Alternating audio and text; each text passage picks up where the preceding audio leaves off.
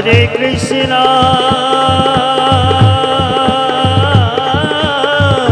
हरे हरे हरे हरे कृष्ण गोविंद हरे मुरारी हे नाथ नारायण वासुदेवास्ति कृष्ण गोविंद हरे हे नाथ नारायण हे नाथ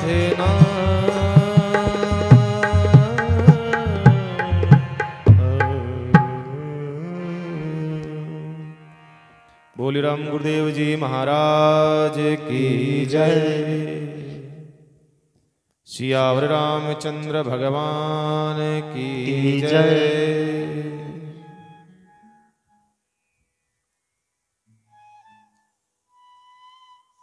प्रेम से बोली राम जी राम।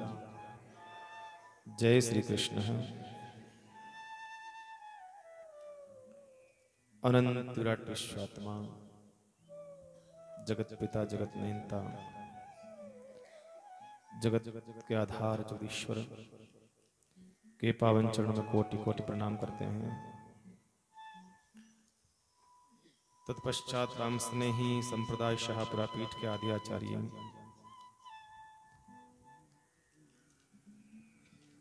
तपोनिष्ठ है ज्ञान वैराग्यवान भक्ति मूर्ति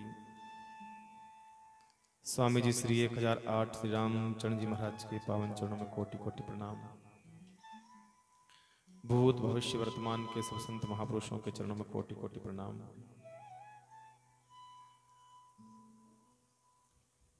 गौ गंगा गीता गायत्री गुरु गोविंद के उपासकों राम राष्ट्र राधकों भक्ति शक्ति स्वरूपा सभी माता शक्तियों विराजमान सभी भाई बहन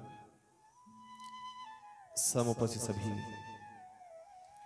आप सबके घट के भीतर बैठे अखंड चेतना को कोटि कोटि प्रणाम करके मद्राष्टक का गायन करें। बड़े भाव से साथ में गाइए।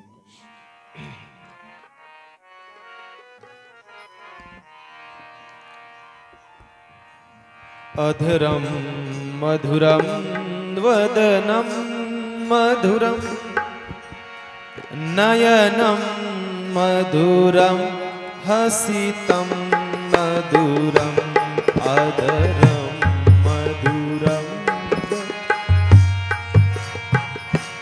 नयनं मधुरं हसितं मधुरं हृदयं मधुरं गमनं मधुरं मधुराधिपतेरखिलं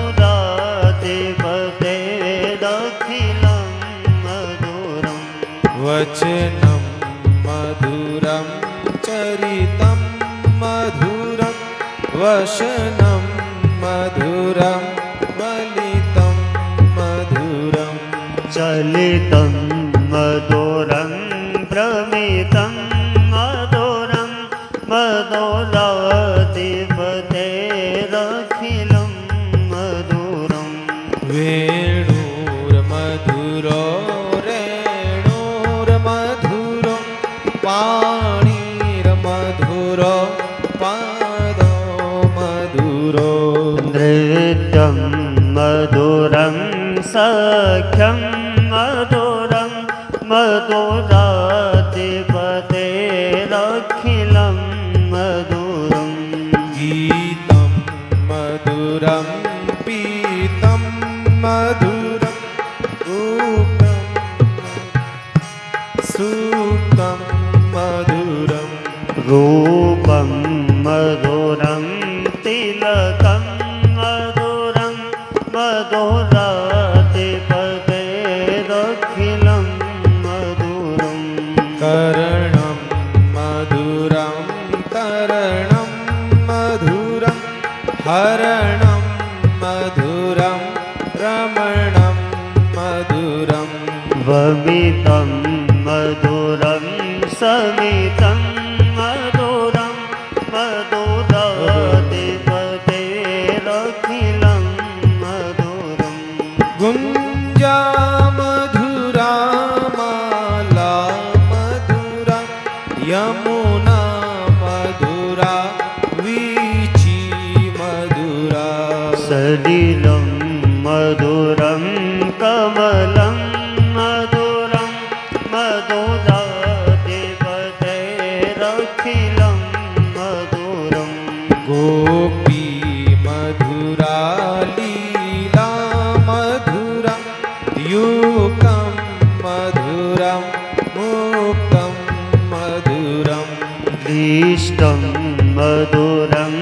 विशिष्टं मधुरं मधुराधिपतेरखिलं मधुरम् गोपी मधुरा गा मधुरा यष्टिर्मधुरा सृष्टिर्मधुरा दलितं मधुरं फलितं मधुरं मधुराधिपतेरखिलं मधुरम् अधरं मधुरं वदनं मधुरं नयनं मधुरं हसितं मधुरम्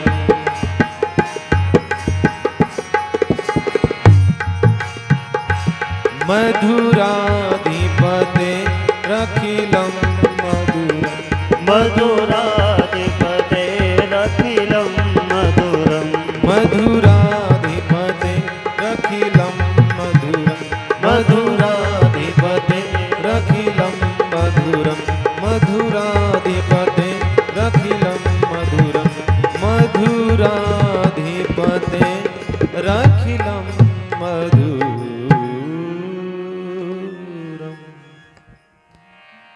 बोली कृष्ण कन्हैया लाल की जय।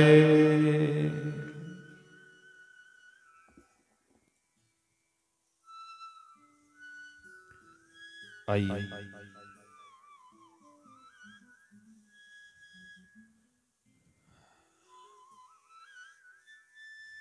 संध्याकालीन सत्र की सत्संग की उस श्रृंखला में हम लोग प्रवेश करें, उससे पूर्व हमारा अंतःकरण शुद्ध हो, इस भाव को लेकर के भगवान से प्रार्थना करें।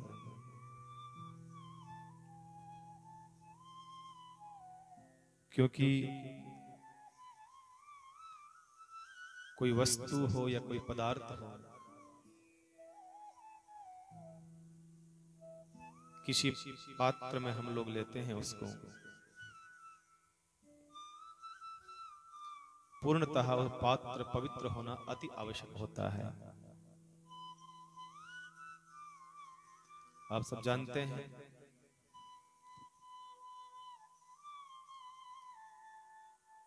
मैंने कल निवेदन किया था कि इस आत्मा की पुष्टि के लिए सत्संग का होना आवश्यक है। भजन के द्वारा ही आत्मा पुष्ट होती है। जिस प्रकार से शरीर को पुष्ट करने का साधन भोजन हो सकता है, इसी प्रकार से आत्मा को पुष्ट करने का साधन भजन है। जिस प्रकार से भोजन लेने से पूर्व हम थाली को एक बार और हाथ घुमा करके साफ करते हैं ना, मतलब कोई कचरा न हो। आपके सामने थाली रखी है, अब उसमें भोजन परोसने की तैयारी है, तो एक बार तो आपका हाथ चला जाएगा, जरूर जाएगा, क्योंकि आप जानते हो कि कोई न कोई कचरा न रह जाए। ये मन में एक भाव रहता है कि कहीं कचरा न रह जाए। किसी ने खीर बनाई है, वो खीर का पात्र आपके सामने रखा और खीर परोसने की तैयारी करता है, तो आप क्या कहते हो, भैया रुको जरा ठहरो, एक बार बर्तन को जरा अच्छे से जरा साफ तो कर लेने दो, क्योंकि आपने इतनी अच्छी खीर बनाई है, केसर है, काजू है, बादाम है, दाख है, पता नहीं क्या क्या आपने डाले हैं, एक बार शुद्ध करने दो, पवित्र करने दो। एक साधारणतः हम कोई वस्तु प्राप्त करते हैं शरीर की पुष्टि के लिए, आपका प्रयास रहता है कि उस पात्र को जरा शुद्ध किया जाए, और वो वस्तु क्या करेगी, शरीर को पुष्ट करेगी। अगर इस शरीर के भीतर बैठी आत्मा आपकी पुष्ट नहीं है, तो ये शरीर मुरझाया हुआ रहेगा। बराबर, आपके भीतर की आत्मा प्रसन्न नहीं है, आपका मन प्रसन्न नहीं है, तो शरीर किसी काम का नहीं रहेगा।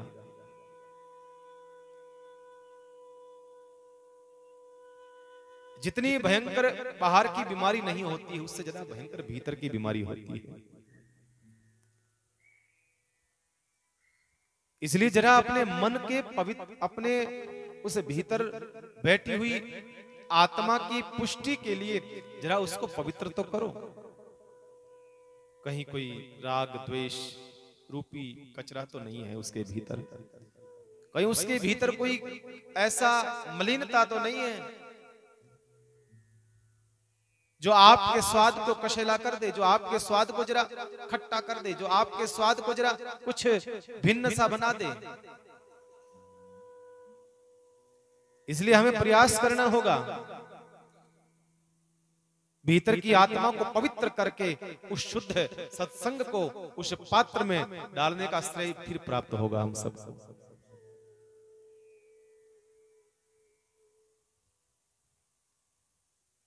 एक संसार की ज्ञान चर्चा सुनने के लिए, एक संसार की किसी बात को सुनने के लिए आपका सारा फोकस उस व्यक्ति पर होता है। हाँ हाँ भैया बताओ क्या बोल रहे थे आप बोलिए। जबकि वो बात इतनी आपके जीवन के लिए उपयोगी नहीं हो सकती, ध्यान रखना।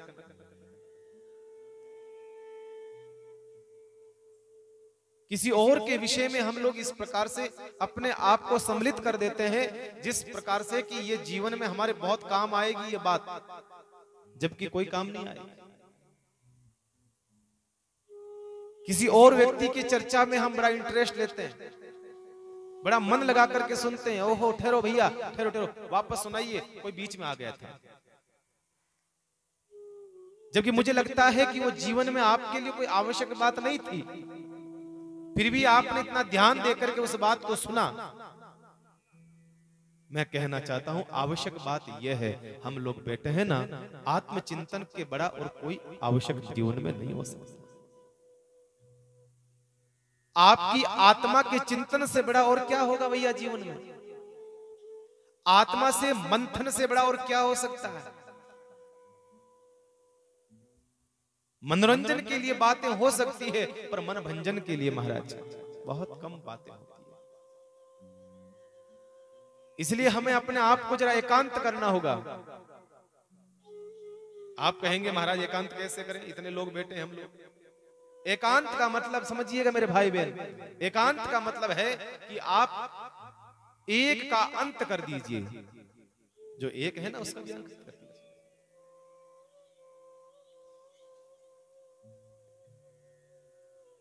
एकांत आपका मन होता है, शरीर नहीं होता है। एकांत आपका मन होता है।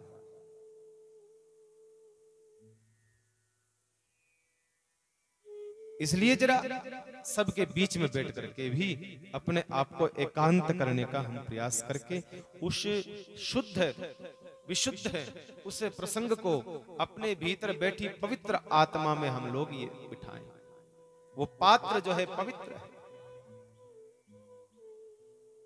जिस प्रकार से एक सन्यासी, एक साधु, एक निरीही बिल्कुल बैठा हुआ फकीर अपने जंगलों में बैठा हुआ साधना कर रहा था, भजन कर रहा था, उस परम तत्व की प्राप्ति का कोई न कोई प्रयास कर रहा था,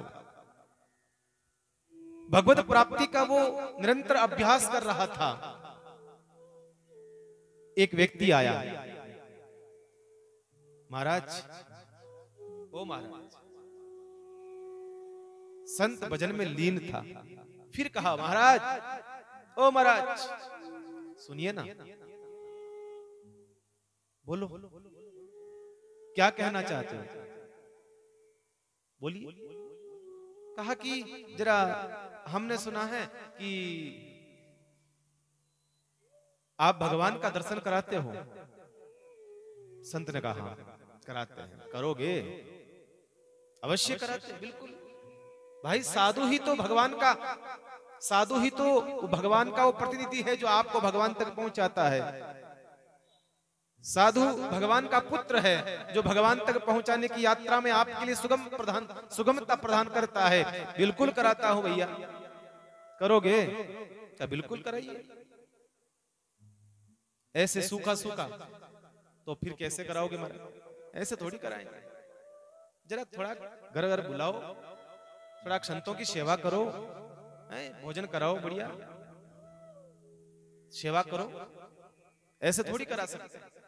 ठीक है, तो कल घर पधारना, हम आपकी बड़ी सेवा करेंगे महाराज। हाँ ठीक है। तो भाई बताइए आपको क्या पसंद है? रेल वगैरह के लोग पूछते हैं ना, राम जी अब बताइए कल क्या बनाए आपके लिए, भोजन बताइए ना, बड़ा पूछते हैं। और संत ने आज तक आपको बोला ये नहीं ये बनाइएगा? मैंने बोला कभी कभी नहीं बोला। जो आप, मैंने कहता हूं जो इच्छा हो आप।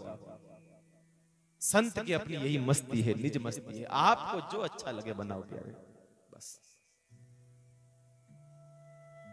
जीवन में सबसे बड़ा काम होता है मन को मारना, और साधु जब संन्यास लेता है सबसे बड़ी समस्या आती है अपने मन को मार करके संन्यास लेना। और फिर भी लोगों को कह दे भैया ये बनाना, ये बनाना, ये अच्छा लगता है, ये बढ़िया, ये, तो फिर आप में और हम में कोई अंतर बोलिए ना थोड़ी रहेगा, कोई मतलब नहीं रहा।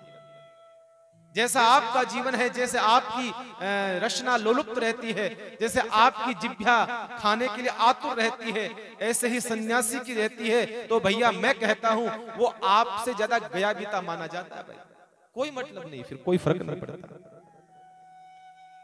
इसलिए साधु क्या करता है, संत तो ऐसे महापुरुष होते हैं, सब्जी भी आती है ना, कई ऐसे संप्रदाय में हमारे साधु है, सब्जी भी आती है तो धोख करके खाते हैं उसको, धोख करके। जो मसाला है, जो स्वाद है, स्वाद का अंत हो जाए, स्वाद का अंत होगा तो ही आपका मन एकाग्रचित होने का एकमात्र और कोई उपाय नहीं है। ये पंखा बंद करो, पंखा बंद करो। जैसे तैसे ठीक हुए फिर समस्या हो जाएगी।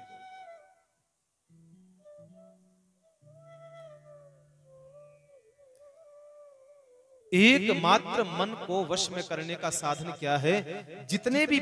जितने भी सांसारिक जो स्वाद है, स्वाद रसना से नहीं लिए जाते हैं। मात्र ध्यान रखिएगा मेरे भाई बहन, ऐसा नहीं है कि स्वाद रसना से लिया जाए, स्वाद हर इंद्रियों से लिया जाता है। स्वाद कानों से लगा जाता है, दूसरों की बातें सुन सुन करके। स्वाद आंखों से भी लिया जाता है, संसार के परिदृश्य, संसार के दृश्यों को देख करके। स्वाद नासिका से लिया जाता है, कई प्रकार के सुगंधित सुगंध के द्वारा। जरा अपने स्वाद को जो समेट ले उसे साधु कहा, नहीं तो फिर वो क्या है, साधु के आधे शू लगा दो तो स्वादु हो जाएगा, फिर वो स्वादु है हमारा, साधु नहीं हो सकता। ऐसे ऐसे महात्मा हमारे अजब राम जी महाराज चौमासा किया था पिछले साल, जो खप्पर में पाते थे, खप्पर में पाते थे, आपने देखा था। लोग कहते महाराज, अरे तो इसमें इतना मुंह बिगाड़ने की आवश्यकता कहाँ है? उसकी अपनी मस्ती है भाई, साधु की अपनी मस्ती है, करता है तो आपको क्या परेशानी है भाई? उसको, साधु को ऐसा नहीं लगता है कि मैं इस प्रकार से पा रहा हूं। अब उसके भीतर रसगुल्ला भी है तो सब्जी भी एक साथ में चूर करके खा सकता हूं। आपके भजन की, आपके साधना की सबसे पहली सीढ़ी है, आपके मन को जरा मारना पड़ेगा। और नरसिंह जी ने यही तो कहा है, हो मैं तो ऊण रे संतारो हूं रे दास, जिन्होंने मन ने मार लिया। हो मैं तो ऊण रे संतारो हूं रे दास, जिन्होंने मन ने मार दिया।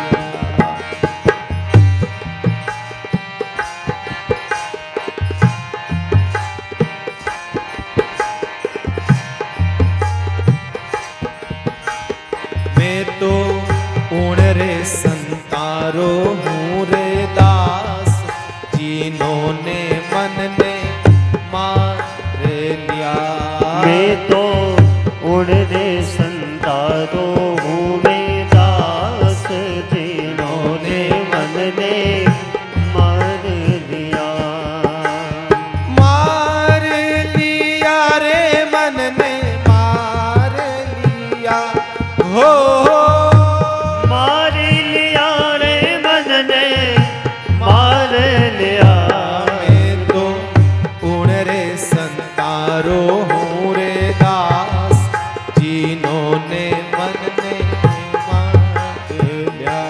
अरे मैं तो उड़दे संतो दो हूँ मैं दास, जिन्होंने मन ने मार लिया।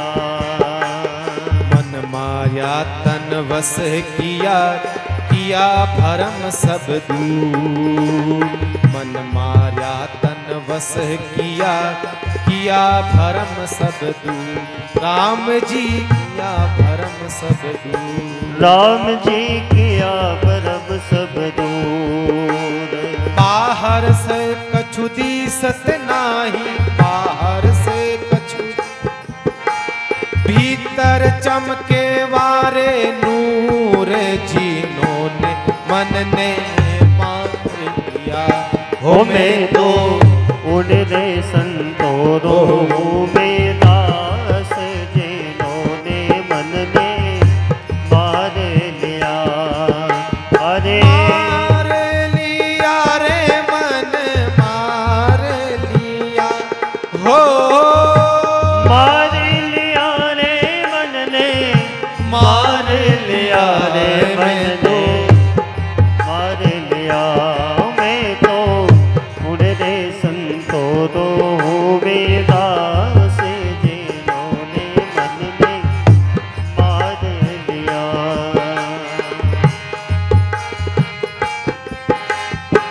हे मार लिया रे मन ने, मार लिया रे, मार लिया रे मन ने मार लिया रे। हो मैं तो उड़दे संता दो हूँ मैं दास, जिन्होंने मन ने मार लिया।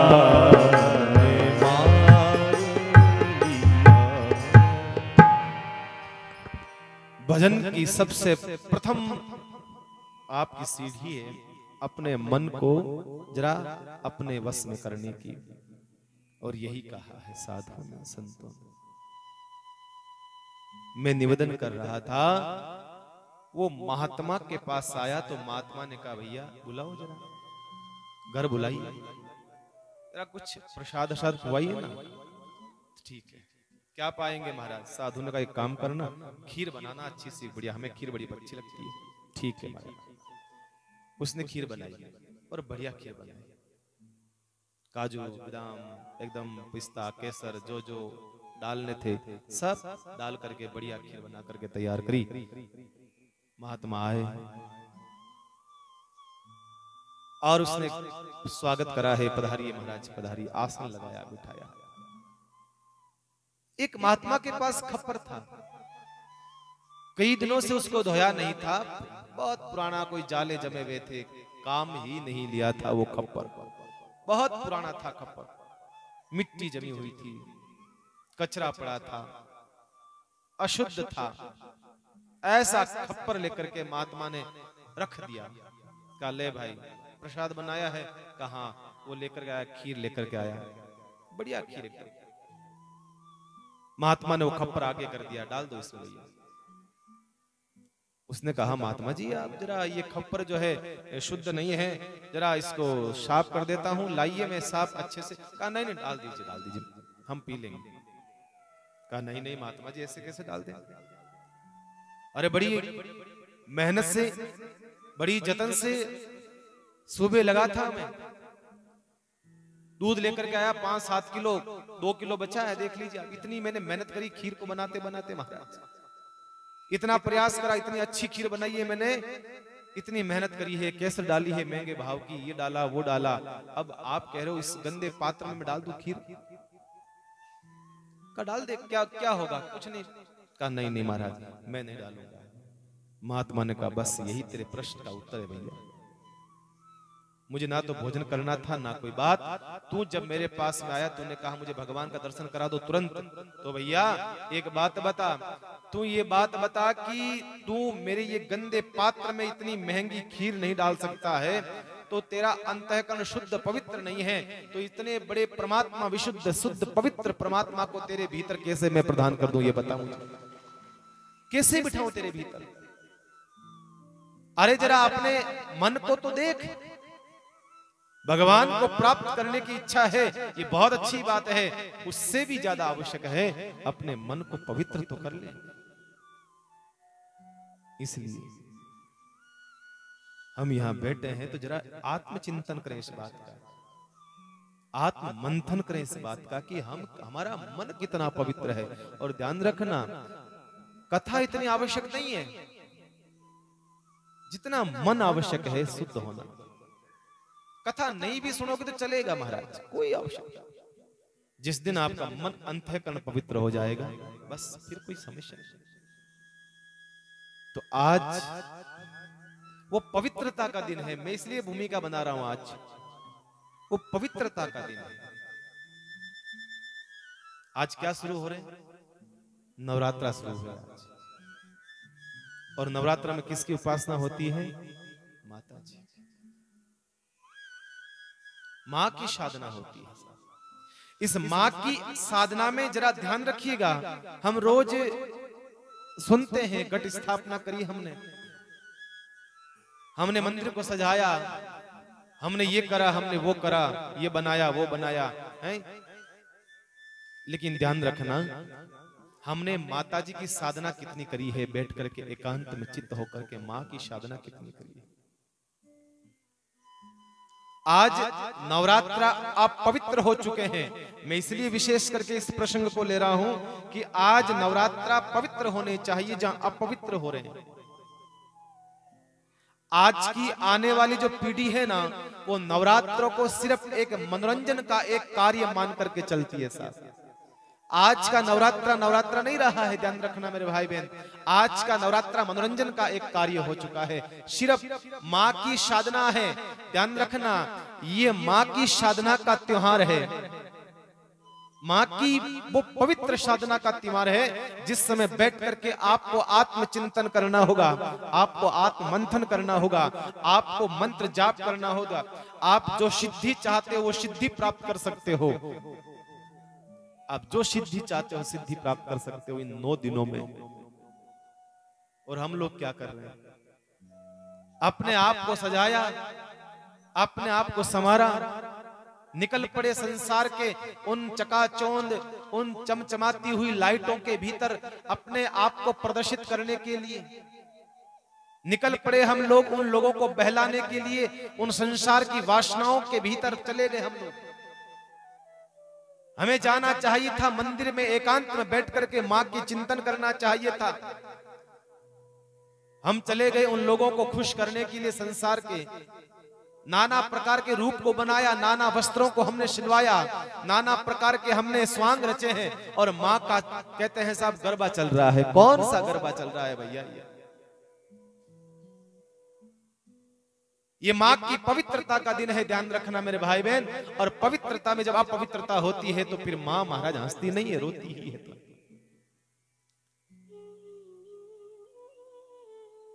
इसलिए जरा चिंतन करना होगा। ये मां की साधना का दिन। इस पाश्चात्य संस्कृति ने बर्बादी के अलावा और कुछ नहीं करा है, कुछ नहीं करा है। एकांत में बैठ करके सोचने का विषय है, ये सब चीजें चिंतन करने का विषय है। हमारे भीतर बैठा हुआ अवगुण रूपी रावण ऐसे नहीं मरेगा। अरे भैया तुम क्या मारोगे रावण को? रावण को मारने में भगवान राम को पसीने आ गए, क्योंकि वो मां का बड़ा भक्त था। रावण के वहां 64 जोगनियों के मंदिर थे। रावण से बड़ा कोई भक्त नहीं था मां का। कोई भक्त नहीं हो सकता है साहब जिसने अपने लंका में भगवान का मंदिर नहीं बनवाए, 64 जोगनियों के मंदिर बनवाए थे। अलग अलग मंदिर में जाकर घंटों घंटों मां की पूजा करता था। उसका परिणाम ये हुआ कि भगवान राम को परेशान कर दिया उसने, महाराज पसीना आवान दिया। भगवान राम विजय नहीं कर पाए, जीत नहीं पाए। भगवान राम एक दिन बैठे थे, शाम का समय था। यही कल क्या थी तिथि? अमावस्या की तिथि थी। राम रावण का युद्ध चल रहा था लंका की धरती पर। रावण का पलड़ा भारी पड़ रहा था। रोज राम को परेशान करता रहा, रावण परेशान करता रहा। तब अमावस्या की रात्रि को राम के चेहरे पर जरा शिकन आई हुई थी। राम उदास थे, राम निराश थे। भगवान राम ने सोचा कि मैं निराशा की ओर जाऊंगा तो पूरी सेना कमजोर होगी। ध्यान रखना, समाज का मुखिया जब कमजोर पड़ता है तो समाज कमजोर होता है, देश का राजा कमजोर पड़ता है तो महाराज देश कमजोर हो जाता है। भगवान राम सोच रहे हैं क्या बात है, रावण के पास कौन सी ताकत काम कर रही है। तब भगवान के जो खास जो लोग थे, जामवंत जी हैं, हनुमान जी हैं, आदि जो लोग हैं, उन्होंने कहा महाराज रावण को ऐसे नहीं जीत पाओगे, रावण के साथ मां का आशीर्वाद है। रोज मां के पास जाता है, मां की पूजा करता है। भगवान राम ने कहा भैया फिर मैं क्या करूं, मुझे भी तो बताओ, कोई उपाय हो तो बताओ। तब कहा गया हे भगवान, अगर आपको रावण पर विजय प्राप्त करना चाहते हो ना तो ध्यान रखना, आप मां की उपासना करो 9 दिन। कल से नवरात्र शुरू हो रहे हैं, 9 दिन तक राम आप मां की पवित्र उपासना करो। 108 रोजाना मां के चरणों में पुष्प अर्पण करो। कौन से पुष्प? नील कमल। कभी देखा नीला कमल? मिलता ही नहीं है, वो हिमालय में पाया जाता है नीला कमल, बहुत बहुत कम। मैंने तो अपनी जिंदगी में देखा नहीं है, शास्त्रों में सुना है। वो नीला कमल होता है। 108 मां के चरणों में उपासना के रूप में रोज वो कमल चढ़ाओ और 9 दिन तक मां जो है साधना करो। 9 दिन के बाद में आना और युद्ध करना। तब तक ये अधिकार आप लक्ष्मण को सौंपिएगा। कहते हैं साहब उन सब ने कहा तो भगवान राम ने रावण को मारने के लिए, बताइए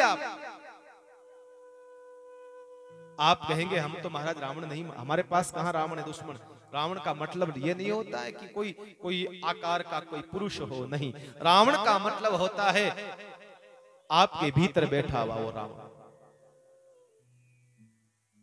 अज्ञान रूपी रावण, अहंकार रूपी रावण, क्रोध रूपी रावण, लोभ रूपी रावण, मद मत्सर ईर्ष्या रूपी रावण ही हमारा असली रावण है। उस रावण को मारना अति आवश्यक है, जो रोज प्रकट होता है, रोज आता है। और वो रावण तो रावण था। वो रावण जब मर रहा था, मैं अक्सर कहता हूं वो रावण रावण था। वो जब रावण को जब जलाया जा रहा था दशहरे के दिन, जैसे ही उसके सामने तीर को छोड़ा जाने लगा, उसी समय रावण के पुतले में से आवाज आई, ठहरो, रुको, मुझे तुम जलाने के लिए आए हो, अच्छी बात है जलाओ, मैंने पाप किया है ना इसलिए मुझे जला रहे हो, जलाओ, बिल्कुल जलाओ, क्योंकि मैंने पाप किया है। लेकिन ध्यान रखना, यहाँ जितने लोग खड़े हैं उसमें से वही जलाएगा जिसने अपने जीवन में कभी पाप नहीं किया। आओ, आगे आओ। कोई आगे नहीं आया, पीछे खिसक गए, क्योंकि किसी ने अपने जीवन में, महाराज कौन ऐसा है जिसने पाप नहीं किया? सुबह से लेकर रात्रि तक हम अनेक पाप करते हैं। रावण यही कहना चाहता है, मैंने तो एक पाप किया है जो सीता का हरण किया है, और तुम रोज कई प्रकार के पाप करते हो साहब, कई प्रकार के पाप। भगवान राम जो है, रावण नहीं मरा तो भगवान राम को भी 9 दिन तक साधना करने के लिए एक गुफा में जाना पड़ा। और हनुमान जी को काम सौंपा, हे हनुमान 108 नील कमल तुझे लेकर के आने हैं रोज, और मैं मां की पूजा करूंगा, आद्या शक्ति जगत जननी मां की पूजा करूंगा। और कहते हैं 1 2 3 4 5 6 7 8 9वें दिन की पूजा हो रही थी। उस 9वें दिन की पूजा के अंदर भगवान राम ने पुष्प पूजा करते जा रहे हैं और पुष्प अर्पण करते जा रहे हैं, मंत्र पढ़ते जा रहे हैं, और मंत्र के साथ में नील कमल भगवान अर्पण करते जा रहे हैं मां के चरणों में। ऐसे करते करते करते कहते हैं भगवान के 2 पुष्प कम पड़ गए। किसने पकड़े? कम करे माता जी ने। साधना करते करते 2 पुष्प कम पड़ गए। मां ने वो 2 पुष्प चोरी कर लिए। मां ने देखा, देखो तो सही राम क्या करता है। क्यों? क्योंकि साधना करते हुए उठना भी नहीं चाहिए। अगर आप किसी सिद्धि की प्राप्ति के लिए किसी मंत्र की जाप की सिद्धि के साथ बैठे हैं तो ध्यान रखिएगा, बीच में उठना भी नहीं चाहिए। हम माला भी फेरते हैं 1 आधा 5 मिनट के लिए, तो भी महाराज 5 बार उठ जाते हैं। क्या हो रहा है? दूध तो नहीं उपड़ गया है? और भाई बहू क्या कर रही है? पोता कहां गया? हम 10 मिनट 15 मिनट बैठते हैं, उसमें भी हम लोग इतनी बार उठ जाते हैं। तो कहा है ध्यान रखना, भजन करते हैं, साधना करते हैं तो जरा तल्लीनता के साथ में एक आसन पर बैठ करके साधना सिद्धि की जाए, साधना सिद्धि की जाए। भगवान राम बैठे हैं। अब भगवान राम के सामने समस्या क्या आई है? समस्या यही आई है कि भगवान राम अब उठ नहीं सकते। भगवान राम की आंखें बंद थी। जैसे ही भगवान राम ने अपना हाथ फेरा है, लगा कि 2 पुष्प कम है, भगवान राम ने कहा ये क्या हो गया? 2 पुष्प कम हो गए। भगवान राम सोचा हनुमान भी मेरे पास नहीं है। हनुमान भी बाहर चला गया। अब 2 पुष्प लाए तो कौन लाए? क्योंकि यहां तो नजदीक तो पुष्प है नहीं। हनुमान कहां से ढूंढ के लाया होगा, क्योंकि नीले कमल बहुत मुश्किल से मिलते हैं, बहुत मुश्किल से। उसी समय भगवान राम को पता चला कि ओ हो बचपन में मेरी मां कौशल्या मुझे एक शब्द कहा करती थी मुझे, क्योंकि भगवान राम की आंखें थोड़ी सी नीली थी। भगवान राम को नील कमल कह करके मां कौशल्या पुकारती थी कभी लाड से प्यार से, मेरा नील कमल बेटा राम राघव ऐसा। उसी समय उनको पता चला कि मेरी आंखें जो है नील कमल की भांति है। अपने धनुष में से बाण लिया है, उस बाण से अपने दोनों नेत्रों को जब निकालने लगे, उसी समय आद्या शक्ति जगत जननी सामने प्रकट हो गई। मां, अरे वाह वाह राम, आज आपकी विजय हुई है। अपनी आंखें भगवान मां के चरणों में चढ़ाना चाहते थे, उसी समय मां प्रकट हो जाती है। बोलो क्या चाहिए? कहा मां मुझे और कुछ नहीं चाहिए, कल दशहरा है, 9 दिन हो गए साधना करते करते, आपका भजन करते करते, 9 दिन के बाद में आप प्रकट हुई हैं। मैं और कुछ नहीं चाहता हूं, कल दशहरा है, बस आप आशीर्वाद देना इस बेटे को। भगवान राम ब्रह्म है जो जगत का पिता है, वो भी आद्य मां शक्ति के चरणों में प्रणाम करता है।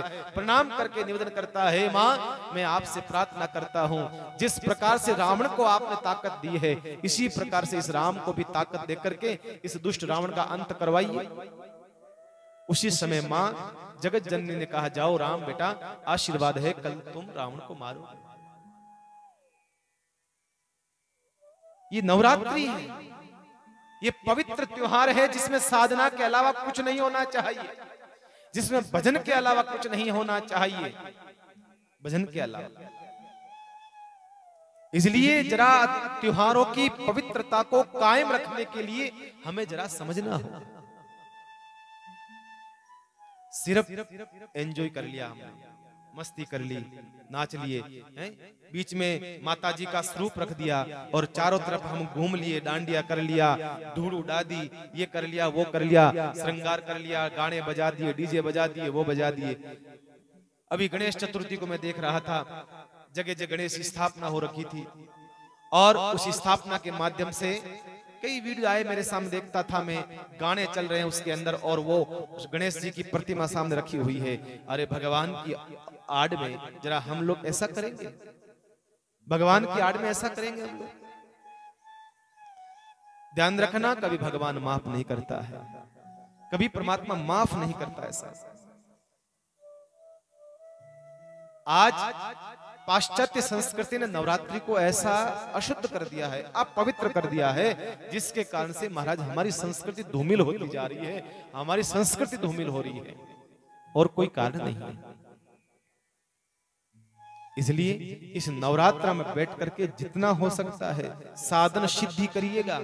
इस नवरात्र में जितना हो सकता है मां देवी की उपासना करिएगा, मां जगत जननी की उपासना करिएगा, और फिर आप कहिएगा महाराज हमारे फायदा हुआ कि नहीं हुआ। सुबह से पूछ रहे थे महाराज कब स्थापना करें, घट स्थापना कब होगी, पट स्थापना कब होगी, झट स्थापना। मैं कह रहा था ये सब कोई बात नहीं, ध्यान रखना ये सब चीजें इतनी महत्व की नहीं है जितनी महत्व की है कि हम जितनी उपासना करी जाए उसके अंदर महाराज, जितनी उपासना करी जाए अपने मन को एकांतचित करके हम साधना की जाए, बहुत आवश्यक है, अति आवश्यक। तो ये नवरात्रि मनाने का कारण यही है, भगवान राम जैसा परमात्मा जो है, ब्रह्म जो है, वो रावण को नहीं मार सका, वो भी माँ की कृपा हुई है, तब जाकर के 9 दिन की साधना करी है, तब जाकर के उस रावण के ऊपर विजय प्राप्त करी है। अब हमारी क्या दशा होगी बताइए। हमारे भीतर जो रावण बैठा है, उस रावण को मारने के लिए हमें कितना जतन करना पड़ेगा साहब, कितना जतन करना पड़ेगा। इसलिए सर्वोच्च स्थान दिया है। ये प्रकृति का बदलाव होता है। नवरात्रि अभी आती है कारण कि प्रकृति में परिवर्तन होता है, तब नवरात्रि आती है। एक चैत्र में आती है, उस समय भी प्रकृति में परिवर्तन होता है। ध्यान रखना, बड़ा गहरा लॉजिक है। हमारे जितने त्योहार आते हैं, जितने त्योहार आते हैं, सबके पीछे साइंटिफिक बड़ा लॉजिक है, कोई ना कोई कारण है, ऐसे नहीं आ जाता है। नया वर्ष जब आता है हमारा, तो देखिएगा आप, एक पूरी प्रकृति में एक बदलाव आता है, पूरी प्रकृति में एक चेंजिंग आता है। नए पुष्प खिलते हैं, नए पौधे लगते हैं, नई ऊर्जा आती है, नया एक वातावरण होता है। अब हम लोग कब मनाते हैं नया साल? हम मनाते हैं इस जनवरी के फर्स्ट में मनाते हैं, दिसंबर के एंड में मनाते हैं, जबकि ये हमारा नया साल नहीं है। और हम कैसे मनाते हैं? शराब की बोतलें खोल करके, होटलों में जाकर के अय्याशी करके, मदिरा पान करके, हम लोग नाच करके, जो जो गलत काम करने हैं वो सब गलत काम करके हम नया साल का आगमन करना चाहते हैं। फिर कहते हैं महाराज समस्या गणी आवे बात था का कर्म फूटिया था का लक्कड़ था का एड़े ये भाई, समस्या नहीं आएगी तो क्या आएगी भैया? ध्यान रखना, हमारी गलती हमारी है। आने वाली पीढ़ी सब इन चीजों को मना रही है, जरा इस चीजों को बदलाव करो। हमारा नया साल चैत्र का नया साल है, जिसके अंदर महाराज सब कुछ नया नया, नवीन नवीनतम नवीन कार्य होता है सब कुछ। इसलिए इस नवरात्रि में बैठ करके भगवान का चिंतन करें, मां जगत जननी का चिंतन करें, आद्य शक्ति का चिंतन करें। यह है नवरात्रि का असली पर्व, तो वो है भैया असली पर्व। तो मैं निवेदन कर रहा था कि इस नवरात्रि में बड़ा प्यारा ही प्रसंग चल रहा है भरत जी महाराज का। कल हमने सुना भरत जी महाराज जो है भगवान राम से मिलने के लिए चले हैं और भगवान राम से प्रार्थना करते जा रहे हैं, हे प्रभु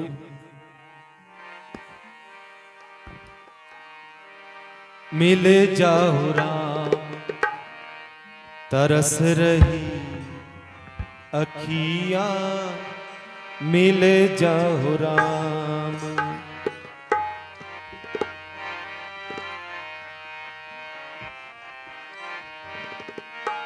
तरस रही अखियां, बरस रही अखियां, तरस रही अखियां, बरस रही अखियां मिल जाओ राम।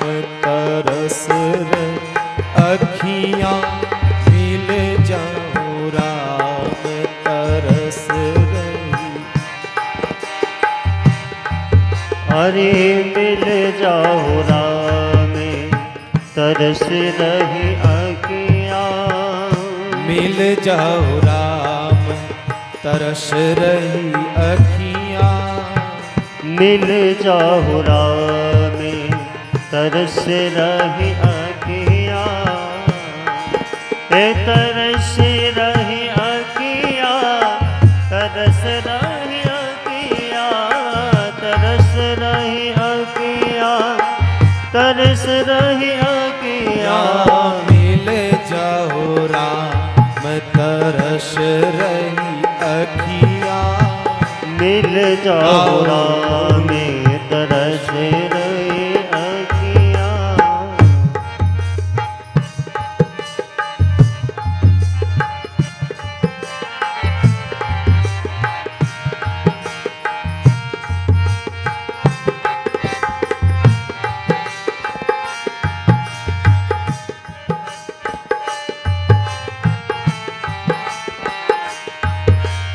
पावन है तू पतित पावन को। पावन है तो पतित पावन तो। पावन है तू पतित पावन को। पावन है तो पतित पावन को। सावन जैसी बरस रही अखियाँ। सावन कैसे बरस रही अखियाँ। मिल जाओ राम तरस रही अखियाँ। मिल जाओ राम में बरस रही अखियाँ। मिल जाओ राम तरस रही अखियाँ। मिल जाओ राम में तरस रही अखियाँ। तरस रही अखियाँ बरस रही अखियाँ। तरस रही अखियाँ बरस रही अखियाँ। मिल जाओ राम तरस रही अखियाँ। मिल जाओ राम में तरस रही अखियाँ।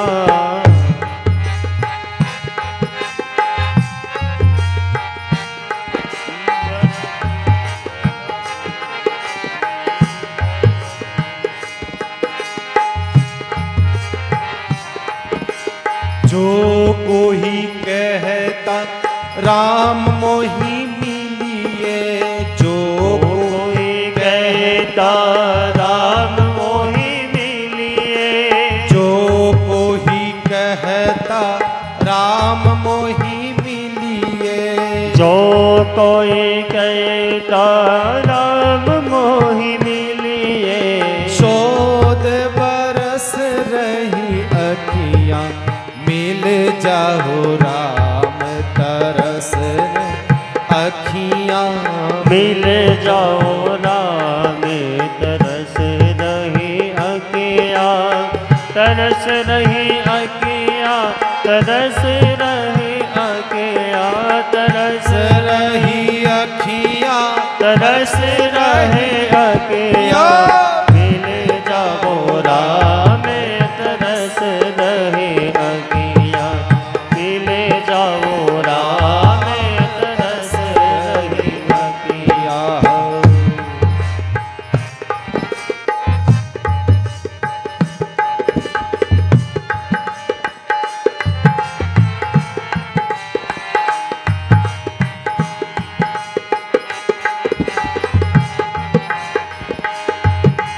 नहीं राजेश बिंदु असुवन के।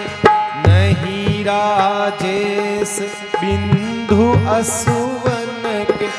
भाव के रस में सरस रही अखियाँ। भाव के रस में सरस कहीं अखियाँ। मिल जाओ राम तरस रही अखियाँ। मिल जाओ राम तरस रही अखियाँ। तरस रही अखियाँ। तरस रही अखियाँ।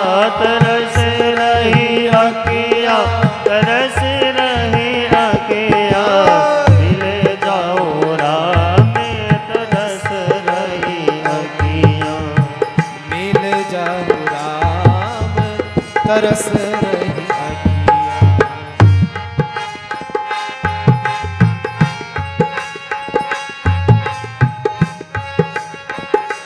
श्री राम श्री राम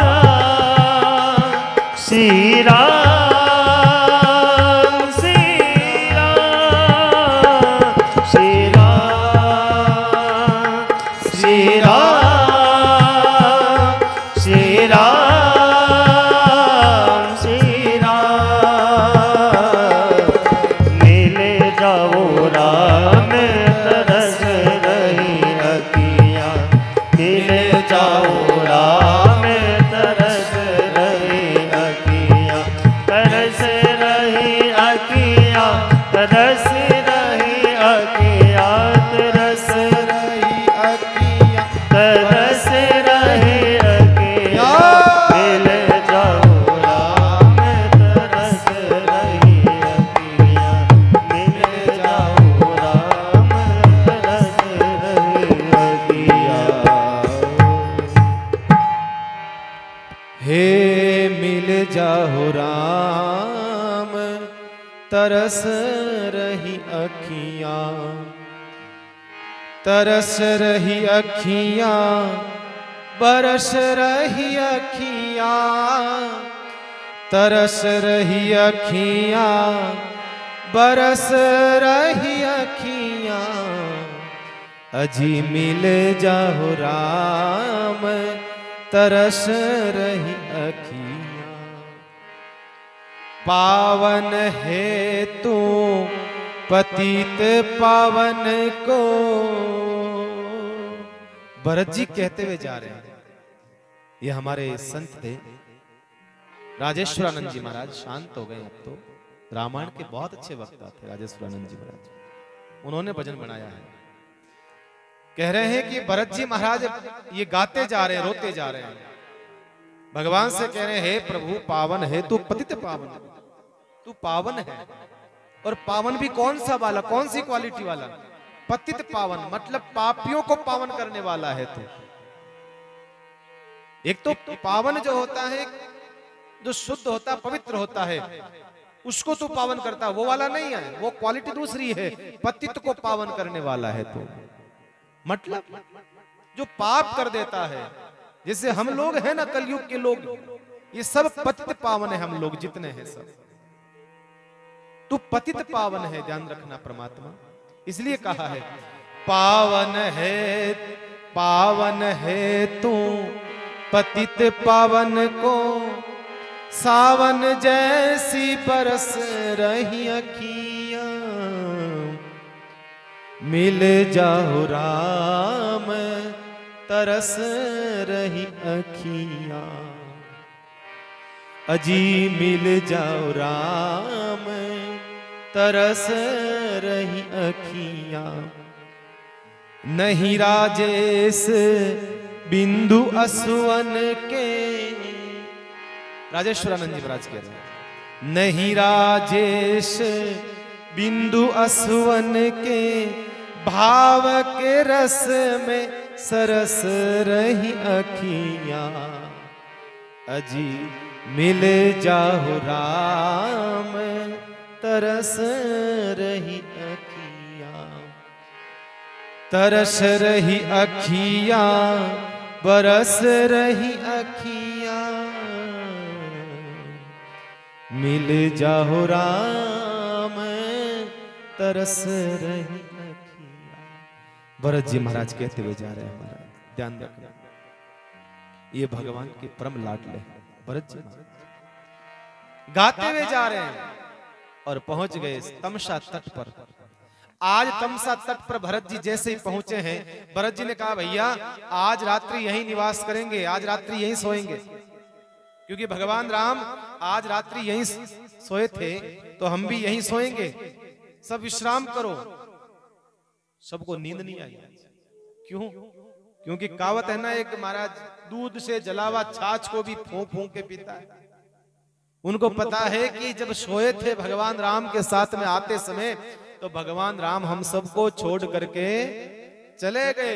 इसलिए ध्यान रखना, ऐसी गलती मत करना। वो भक्त मानो वो लोग अयोध्या के लोग कहना चाहते हैं कि भैया भगवान के साथ में तो फिर भी चल गया, कोई बात नहीं, भगवान के साथ सो गए, लेकिन भगवान हमें छोड़ के चले गए। अब अगर हम साधु के साथ में हैं और संत के साथ में भी सो गए तो दुनिया का कोई व्यक्ति हमें जगा नहीं पाएगा। संत नहीं जगा पाया तो फिर दुनिया का कौन जगाएगा? भैया अब नहीं सोना, अब नहीं सोना। अब साधु है और साधु के साथ में हम चले हैं ना, तो साधु जगाने का ही काम करता है। कोई नहीं सोया, क्या करा?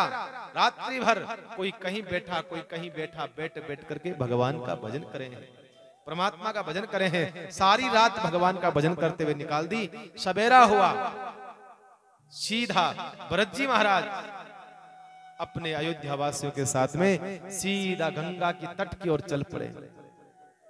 और जैसे ही गंगा तट की ओर चल पड़े, भरत जी महाराज कहते हैं हजारों भीड़ थी और उनके भरत जी महाराज के साथ में कहते हैं सेना भी थी, चतुरांगनी सेना लेकर के भरत जी महाराज रवाना होते हैं।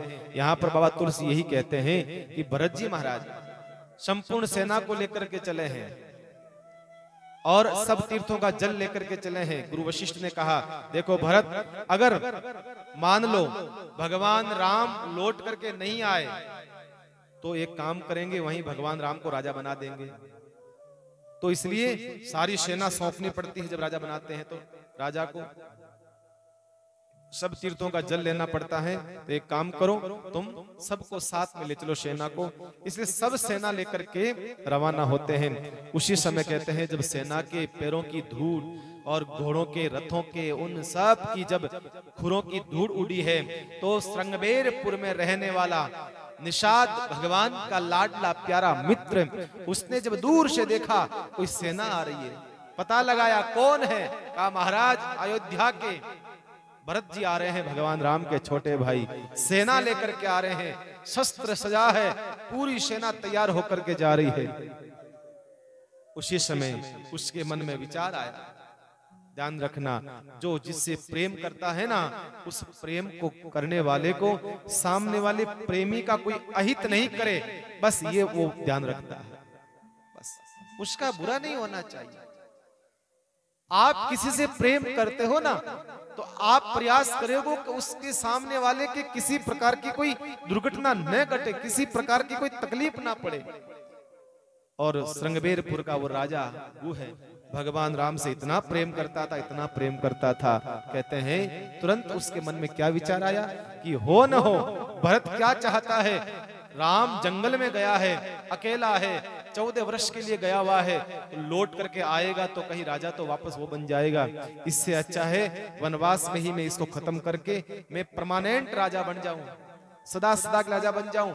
इसलिए भगवान राम को मारने के लिए भरत और शत्रुघ्न जा रहे हैं। ये मन में भाव निषाद के आ गया, आवाज लगाई, सुनो सुनो सुनो, हम हमारी सेना को तैयार करेंगे और ध्यान रखना जब तक हमारे शरीर में प्राण है तब तक स्वामी काज करियहूं रनरारी, जस धवलियहूं भूषण दुष्चारी। और क्या कहा, समर मरणो पुण्य सुरसरी तीरा, राम काज धन भंगो शरीरा। युद्ध में मरण, फिर गंगा जी का तट और राम जी का काम, क्षण भंगुर शरीर चला जाएगा तो निश्चित रूप से हमारी मुक्ति हो जाएगी, भगवान के चरणों में धाम मिलेगा। भरत से लड़कर के हम जानते हैं कि हमारी सेना में कोई ताकत नहीं है, भरत से लड़ने का सामर्थ्य नहीं है, लेकिन फिर भी हम भरत से लड़ेंगे क्योंकि हम भगवान राम से प्रेम करते हैं और भगवान राम की सेवा में हमारे प्राण भी चले जाए तो हमें कोई समस्या नहीं। सारी सेना को तैयार कर दिया। अब बात बताइए मुझे, भगवान राम की सेना कितनी, लाखों में लोग थे, और उसके कितने थे, निषाद राज गुह के सेना कितनी थी, बिल्कुल मुट्ठी खांड लोग थे उसके पास में। लेकिन उसकी ताकत देखिएगा, भगवान के प्रति उसकी समर्पण और भक्ति देखिएगा। छोटी सी सेना को लेकर के खड़ा करना चाहता है उस हाथी के सामने। अब एक चींटी का मुकाबला हाथी से कराया जाए तो भाई आप जानते हो कौन जीतेगा, कैसे जीत सकती है चींटी। लेकिन ताकत देखिएगा आप, उनका मनोबल देखना, मनोबल उनका गजब का था कि भगवान राम की सेना के सामने चुनौती को स्वीकार कर लिया, तैयारी कर ली है, नगारा बजने लगा, रवाना होने लगे। उसी समय एक बहुत सुंदर घटना घटती है। एतना कहत छींक भई बाएं, कहूं सगुन ही खेत सुहाए। एतना कहत छींक भई बाएं, कहूं सगुन ही खेत सुहाए। श्री राम जय राम जय जय राम, श्री राम जय राम जय जय राम। श्री राम जय राम जय जय राम, श्री राम जय राम जय जय राम। श्री राम जय राम जय जय राम, श्री राम जय राम जय जय राम। श्री राम जय राम जय जय राम, श्री राम जय राम जय जय राम। श्री राम जय राम जय जय राम, श्री राम जय राम जय जय राम। श्री राम जय राम जय जय राम, श्री राम जय राम जय जय राम। श्री राम जय राम जय जय राम, श्री राम जय राम जय जय राम। श्री राम जय गाओ, सब राम गाओ। जय जय राम, श्री राम जय राम जय जय राम।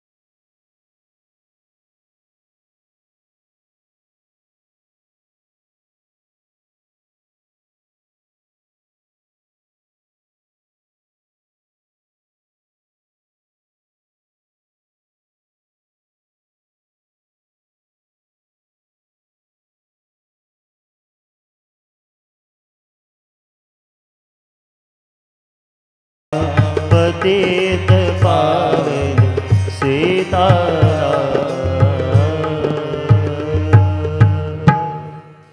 जैसे ही निषाद राज तैयारी करने लगा, उस समय क्या घटना घटती है। एतना कहत छींक भई जय, बाएं बाएं तरफ एक बुढ़े आदमी, एक किसी व्यक्ति ने छींक कर दी, कहूं सगुन ही खेल सुहाए। उसी समय किसी ने कहा, महाराज सगुन विचार करने वालों के लिए है, ध्यान रखना जरा। इस प्रकार से जो है आप रवाना तो हो रहे हो जल्दी जल्दी, छींक हो गई है, इसका मतलब आप जो कर रहे हो ठहरो, रुको। हम भी कहीं यात्रा पे जाते हैं ना, तो तुरंत हम जो क्या करते हैं, छींक आ जाती है, रुक जाते हैं। कहीं बाहर जाते हैं तो कोई बड़ा काम करते हैं तो इसके लिए छींक है, ध्यान रखना। एक दिन मैं यहाँ बैठा था तो कोई रवाना हुए भगत, तो छींक आ गई, तो वह ठीक रुक जाता है। अरे भाई यहाँ इतनी आवश्यकता नहीं है, छोटी छोटी जगह आप रुकोगे तो फिर जीवन में आगे कैसे बढ़ोगे भाई। छींक कहाँ होनी चाहिए, किस स्थिति में होनी चाहिए और किस तरफ होनी चाहिए, सब चीजों का जरा समझिएगा। आज हम कमजोर किस लिए हैं कि हमें हकीकत में मूल में पता नहीं है कि कौन सा स्थिति, कौन सा शकुन कब होना, किस जगह होना, किस स्थिति में होना, किस तरफ होना, हमें पता नहीं है। छींक आ गई इसका मतलब बस नहीं, छींक कौन सी दिशा में आई है, आप कौन से काम के लिए जा रहे हो, सब काम को समझना चाहिए। अब जाओगे जहां सामने घर आपका, यहीं तो जाओगे आप। अब छींक आ गई तो आ गई, कोई बात नहीं भैया, ऐसा नहीं है ना। छींक आती है, किस जगह आ रही है, यहां देखिएगा, ये बाईं तरफ आई है। और कहां आई है? युद्ध की तैयारी करते हुए जाने लगे, उस समय छींक आई है। इसका मतलब ठहर जाना चाहिए, रुक जाना चाहिए। रुकने का मतलब ये नहीं है बिल्कुल कैंसिल नहीं, विचार करो कारण क्या है। बुढ़ा आदमी था, बहुत वृद्ध आदमी था, उस निषाद राज के उस गांव में। उसने कहा, बेटा निषाद ठहरो, ऐसा काम मत करो, जल्दीबाजी में सेना लेकर के जा रहे हो, फालतू में लाखों लोग मारे जाएंगे, जरा समझदारी के साथ काम लो। कारण क्या है? भरत किस लिए जा रहा है? मुझे तो ऐसा लग रहा है कि भरत जो है लड़ाई करने नहीं जा रहा, भरत जो है राम जी को लेने जा रहा है, लेने जा रहा है। और बात सच है। देखो, ज्यादा कहीं न कहीं ज्ञान की बात काम नहीं आती है, वहां अनुभव की बात काम आ जाती है। अनुभव बड़ा है कि ज्ञान बड़ा है? अनुभव बड़ा है। ज्ञान तो पढ़ लिख करके प्राप्त हुआ है और अनुभव ठोकरें खा करके प्राप्त हुआ है। इसलिए अनुभव वाली बात विशेष मायने रखती है जीवन में। इसलिए वो यही कहता है, कबीर यही कहता है, पोथी पढ़ पढ़ जगमुआ पंडित भयान कोई। ज्ञान की पढ़ाई है, किताबें हैं, बहुत पढ़ ली, पर पंडित थोड़ी वाह। कोई ढंग से भीतर से कोई प्रेम का बीज जिसके भीतर से प्रस्फुटित हुआ है, जो प्रेम की भावना समझा है, वही कोई पंडित महान ज्ञानी।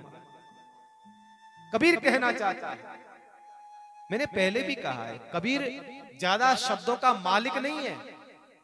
कबीर के पास ज्यादा शब्द नहीं है, उनसे ज्यादा शब्द तो रामचंद्र जी महाराज के पास में थे। कबीर के पास बहुत कम शब्द हैं, और ध्यान रखना, कबीर बहुत कम बोला है, और जब भी बोला है कानों की खिड़की खोला है। कबीर का अपना अपना जीवन का निजी अनुभव हमारे बीच में प्रस्तुत करता है। कबीर जब बोलता है सीधे सीधे भीतर चोट करता है। कबीर सीधा हृदय पर मारता है, चाहे मुसलमान हो, चाहे हिंदू हो, चाहे कोई हो, चाहे मौलवी हो, चाहे साधु हो, चाहे पंडित हो, चाहे ज्ञानी हो, कोई भी क्यों।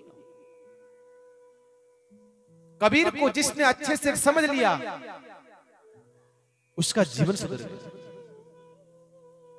बात दुर्भाग्य की ये रही है, जिसको समझना चाहिए था उस समय हमने समझा नहीं, और जब अब जब चला गया हमारे बीच में से, अब समझने से मतलब क्या है? जब समझना चाहिए था, जब समझा। ये भारत देश है, ध्यान रखना मेरे भाई बहन, ये भारत भूमि है। यहां पर मुर्दों की पूजा होती है, जिंदे आदमी की पूजा नहीं होती है। मरने के बाद में आदमी को पूजा जाता है। स्वामी रामचंद्र जी महाराज जीवित थे तो जहर पिलाया गया था। जब मीरा जीवित थी तब जहर पिलाया गया था। कबीर जीवित था तब पत्थर फेंके गए थे। भगवान बुद्ध थे तब थूका गया था। चले गए हमारे बीच में से, आज हम उनकी पूजा करते हैं। ये मुर्दों को पूजने वाला देश है। जरा जिंदों की हम जरा पूजा कर लें। जो जीवित है हमारे बीच में, जो माँ बाप है, उनकी सेवा कर लें। ये हमारी साधना। इसलिए हमारे बीच में कोई अनुभवशाली बेटा है तो ज्ञानी से बड़ा है वो चाहे किसी स्कूल में नहीं गया हो, हमारे दादा परदादा भले किसी स्कूल में नहीं गए हो, लेकिन जो बात वो कहेंगे साहब, वो अनुभव की बात कहेंगे, जो शास्त्र भी आपको नहीं समझा पाएगा।